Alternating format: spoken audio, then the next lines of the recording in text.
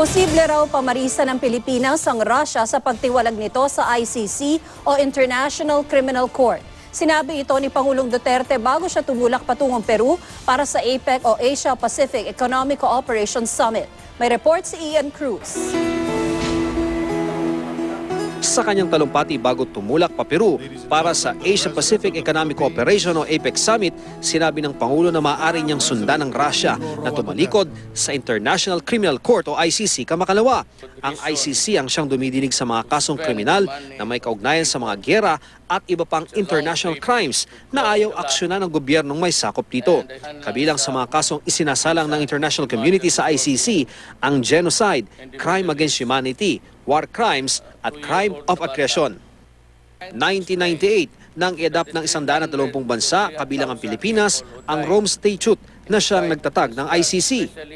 Nitong Oktubre, nagbigay ng pahayag si ICC Prosecutor Fatou Bensouda na nagsasabing nakakabahala ang umano'y extrajudicial killing sa bansa kaugnay sa laban kontra droga ng Administrasyong Duterte. Maybe, sabi niya, wala inutil yung international criminal. Nag-withdraw sila sa membership. I might follow. Why? Tayo lang ang lilit ang binugbog na mga walang hiya. Napatayan deaths by the thousands, bombing children, women. For 5 years now, Aleppo, Mosul, walang pahinga ang mga tao doon sa bombing. Inaasang makakaharap ng Pangulo sa isang bilateral meeting sa sidelines ng APEC Summit ang leader ng Russia.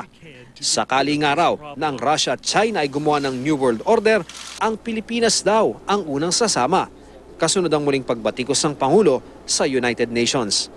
If China and Russia would decide to create a new order, I will be the first to join. Alis ako dyan sa... There used to be the League of Nations before. It was in Hague, something. Itong predecessor ng United Nations. It used to be called League of Nations. Nothing happened. There's still war. United Nations, walang nagawa. Kaya naman imbes sa Amerika, sa New Zealand dumaan ang Pangulo patungong Peru. Malayo sa Pilipinas ang Peru na nasa South America.